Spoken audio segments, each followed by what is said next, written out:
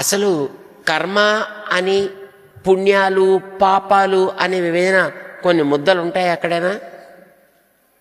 నువ్వు ఎవరికైనా దానం ఇచ్చావు, ఓ ఇంత పుణ్యపు ముద్ద తయారీ అక్కడ కూర్చుందా? నో. లేదు ఎవరినో వెళ్ళి 4 సావగొట్టావు, ఇంత పాపము ముద్ద ఏమైనా తయారై వచ్చిందా అక్కడికి? నో. పుణ్యము పాపము అంటే ఏమి? అసలు ఇది మన ఆండాళ్ళ తల్లి చెప్తుంది. పుణ్యము పాపము అంటే ఏంటి? ఇది నాకు ఇష్టం అనుకుంటే అదే పుణ్యం అండి.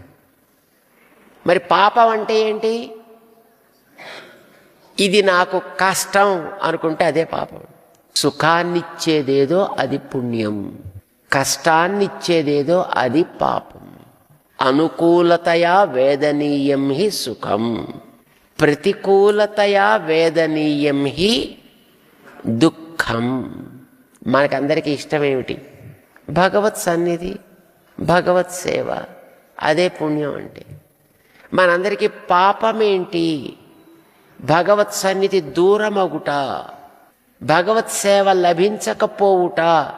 అదే మనకి అయిష్టం కనుక అదే మనకి పాపం అంటే. అయితే భగవత్ సన్నిధి మనకి ఇచ్చేదెవరు? నువ్వు తీసుకోగలవా? ఎవరివ్వాలి? ఆయనే ఇవ్వాలి.